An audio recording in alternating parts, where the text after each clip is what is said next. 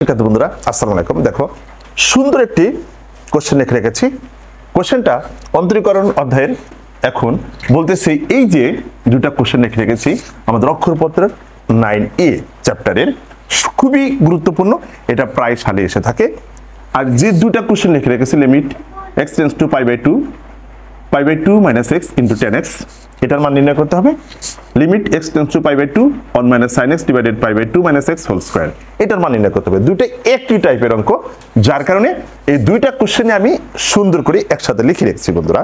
একটা করলে তোমরা যেন আর একটা বুঝতে পারো, ঠিক আছে বন্ধুরা? তাহলে চলে যাওয়া যাক, যে দেখি আমি এই 2 নম্বরটা ক্যালকুলেশন করে দিই, তোমরা ওটা দেখে দেখে সুন্দর করে 1 নম্বরটা ক্যালকুলেশন করে নিবা কিন্তু বন্ধুরা। একই টাইপ, যার কারণে একটা কঠিনটা করে দিই আমি, ঠিক আছে? এই টাইপের যদি অঙ্ক থাকেই তাহলে আমরা প্রথমে যে ভাববো যে সরাসরি দেখি x টেন্ডস টু π/2, তার মানে x এর মানটা π/2 এর কাছে, অর্থাৎ 90 ডিগ্রির কাছাকাছি মান।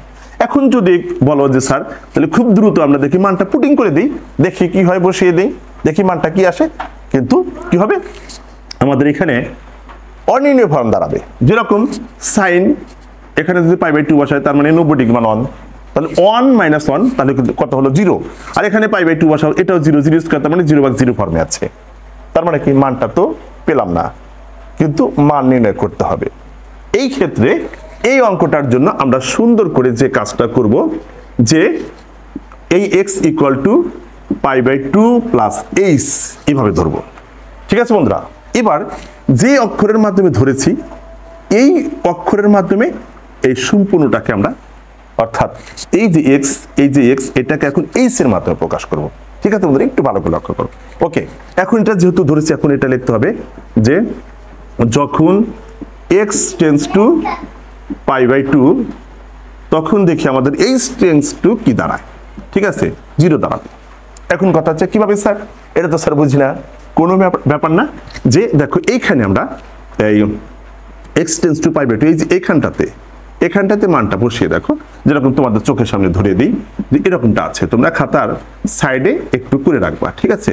তো x টেন্ডস টু π/2, তার মানে x এর মান কত? x এর মান হচ্ছে π/2, এখানে বসাও। বসানোর পরে কি হলো, এরকমটা হলো। ওকে, এখন বুঝতে পারতেছো যে এই পাশে প্লাসের π/2 যদি এই পাশে নিই, তাহলে কি হবে বন্ধুরা, মাইনাসের π/2, তখন এটা 0 হয়ে যাবে। তার মানে কি h = 0, তার মানে h টেন্ডস টু 0, ঠিক আছে? তোমরা একটু খাতার সাইডে করে রাখবা। ওকে, এখন এটা বুঝলাম, ইনশাআল্লাহ আশা করি বুঝতে পারছো।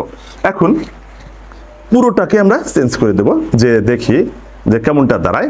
যে সুতরাং limit x tends to π/2 1 minus sin x divided π/2 minus x এই whole square is equal to, ঠিক আছে বন্ধুরা? এবার একটু ভালো করে লক্ষ্য করো, ইনশাআল্লাহ বুঝতে পারবা, ঠিক আছে?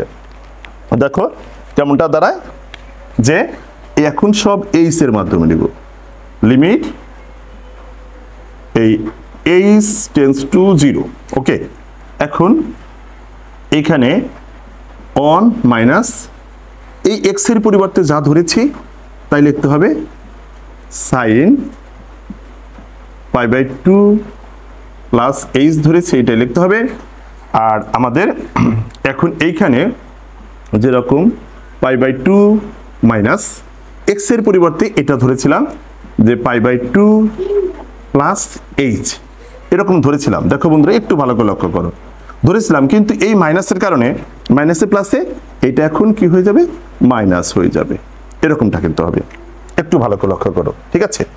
আচ্ছা, এইবার চলে যাব অঙ্কটা মেলানোর জন্য যে ক্যালকুলেশন, এই ক্যালকুলেশনে যে লিমিট h টেন্ডস টু 0, এইবার এখানে একটা কাজ আছে, ঠিক আছে? যে মাইনাস cos h হবে, আর এখানে থাকবে মাইনাস h এই হোল স্কয়ার হবে।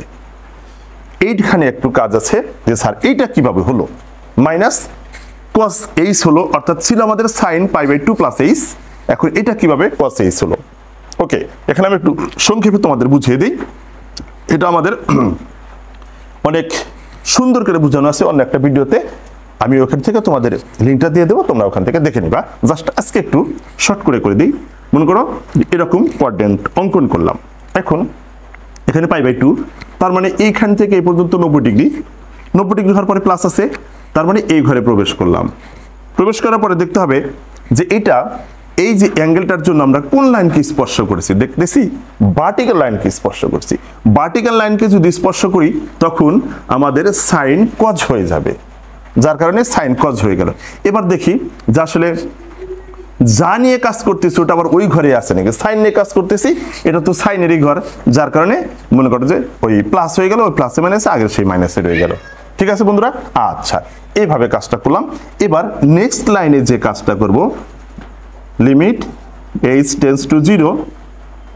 এবার আর একটা সূত্র আছে যে 1 minus cos 2a, 1 minus cos 2a সমান সমান আমরা জানি 2 sin স্কয়ার a। তো এখানে তো 1 মাইনাস cos 2a নাই, আর একটু বোঝা দিয়ে দেখি। ঠিক আছে বন্ধুরা, তোমরা একটু চোখ কান একটু খোলা রাখো। হ্যাঁ, এরকমটা হইলো, আর এখানে এরকমটা হইলো, যে মাইনাস মাইনাস প্লাস হয়ে গেল। আর এই এরকমটা সূত্র যে আমরা জানি যে 1 মাইনাস cos 2a সমান সমান 2 sin স্কয়ার a।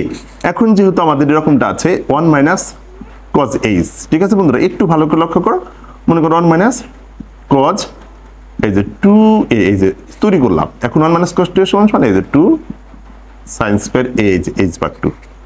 ঠিক আছে বন্ধুরা, আশা করি বুঝতে পারছো। ওকে, এখন দেখো নেক্সট লাইনে যে কাজটা করব, একটু মুছে দিয়ে তোমাদের সলিউশনটা টেনে দিই। যে এখানে এরকম থাক। এখন এই লাইন থেকে আমরা নেক্সট লাইনে যে চলে যাব, যে লিমিট h টেন্ডস টু 0। এখন এইখানে আরো একটা সূত্র অ্যাপ্লাই করব, যার জন্য একটু কাজ করছি।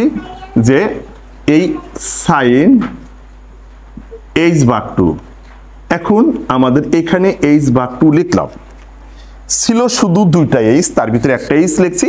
এখানে তো h এর নিচে স্যার 2 ছিল না, এই 2টা কোত্থেকে পাইলেন আপনি? এটা তো একটা কথা নাকি। এই যে এই 2টা ছিল না, এই 2টা এই h এর নিচে দিয়ে দিয়েছি। ঠিক আছে বন্ধুরা, আবার যদি তুমি ঘুরাও দেখবে আবার এই 2টা আবার উপরে উঠে গেছে। ঠিক আছে, আচ্ছা এটা মিল হলো।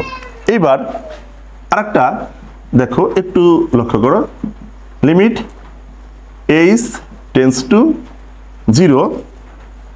সাইন তো এখানে দুইটা আছে, যার কারণে আমি এইভাবে আরেকটা লিখলাম। ওকে, এখন দেখো এই 2টা কোত্থেকে পাইলাম? তাহলে এই 2কে কাটার জন্য এই যে 2টা বাড়তি লিখছি, এই 2টা ছিল, এখানে একটা নিয়েছি, এটা একটা নিয়েছি, এখানে 2টা মিল করছি এই 2টা দিয়ে। তাহলে এই 2টা কি দিয়ে স্যার মিল করছেন? এটা তো কথা, কোনো ব্যাপার না। যে এই 2টাকে নষ্ট করে দেওয়ার জন্য এখানে হাফ বেশি লিখবে ইনটু আকারে। দেখবা যে ওটা আবার ঘুরে সুন্দর করে কি হয়ে গেছে, ওই হাফের কারণে 2টা উপরে উঠে ওই 2 আর হাফ কেটে যাবে। ঠিক আছে, আচ্ছা তাহলে এটা কি হলো, যে সমতা বিধান করলাম এক্সট্রা হাফ দিয়ে। এখন কথা হচ্ছে যে একটা ল আছে, লটা এরকম যে limit theta tends to 0 sine theta by theta is equal to 1। এই লটা আছে, একটু ভালো করে লক্ষ্য করো, এখানে থিটা আছে, এখানে থিটা আছে, এখানে থিটা আছে।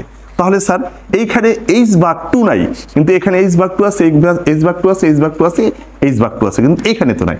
এই অ্যাঙ্গেল এটা মিল থাকতে হবে। ঠিক আছে, তাহলে এইটাকে যদি একটু মিল করতে চাও, h টেন্ডস টু 0, তার মানে কি h এর মান 0-র কাছাকাছি, 0ই ধরো। তাহলে এটাকে যদি আমি আরো 2 দিয়ে যদি ভাগ করি, তার মানে কি হলো, যে আরো সুন্দর করে 0-র কাছাকাছি চলে গেল। আমাদের অঙ্কের কোনো সমস্যাটা হলো না, কোনো প্রবলেম হবে না। ঠিক আছে, তাহলে এটা কি এরকম মিল করবা একটু, যে h ভাগ 2 টেন্ডস টু 0, তার মানে দেখো এই লয়ের সাথে মিলে গেছে থিটা থিটা থিটা, h ভাগ 2 h ভাগ 2 h ভাগ 2। ঠিক আছে বন্ধুরা, একটু ভালো করে বুঝো। ঠিক আছে, দেখো এই যে সুন্দর করে অঙ্কটা এখন হয়ে যাবে, যে অঙ্কটা বুঝতে পারতেছে হাফ অ্যান্সার হবে। এটার জন্য 1, এটার জন্য 1, আর এটা হচ্ছে আমাদের হাফ, তার মানে সম্মিলিতভাবে আমাদের আনসারটা দাঁড়ালো কি হাফ। দেখো দেখো বন্ধুরা, একেবারে খুবই সুন্দর অঙ্ক।